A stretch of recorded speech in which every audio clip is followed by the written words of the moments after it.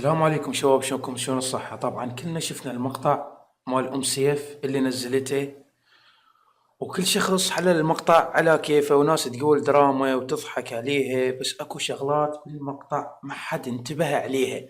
طبعا عدت المقطع وبالتصوير البطيء أكثر من مرة، وظليت أعيد بيه حتى أفتهم شنو اللي تريد توصله، شنو اللي تريد تقوله للناس، شنو معناها من الفيديو، ليش نشرت الفيديو. أول شي كتير حلوة على اليوتيوب مع بعض. نظراتها اللي تبين انه هي خايفة ومرعوبة ومهددة. ثاني شي أحلى سنتين مرقوا بحياتي. اكو ظل شخص او خيال شخص واقف قدامها، امكانية تخلص تصوير وتروح وياه، الظل صاير على وجهها ومبين لان الضوء صاير وراه، فمعكوس الظل مالته على ام سيف وهي قاعدة تصور.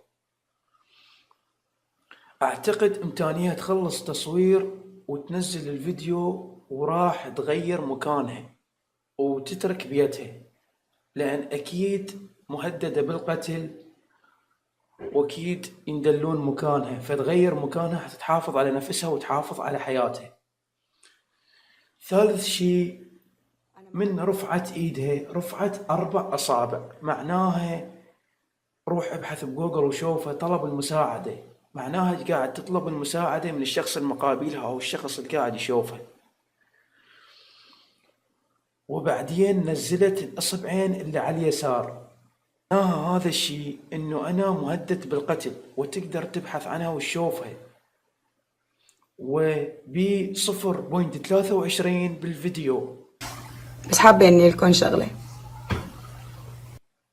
سمعت صوت صراخ بنية، اعتقد هاي البنية اختها، بس الصوت صراخها بعيد، اعتقد صاحتها او كأنها تبكي، ما اعرف. الصوت بالفيديو علل صوت وسمعها زين. 0.23 بالفيديو سمعت صوت صراخ اختها، مبين قاعد تبكي اختها، طبعا كلش قهرني الفيديو. وبالاخير انتبهت الشي ما حد انتبه له، انتبهت الشي يعني ظليت صافن، انه من قالت باي بنهاية المقطع اكو شخص حكي.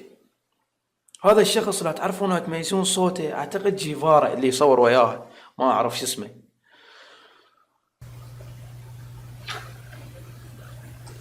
باي.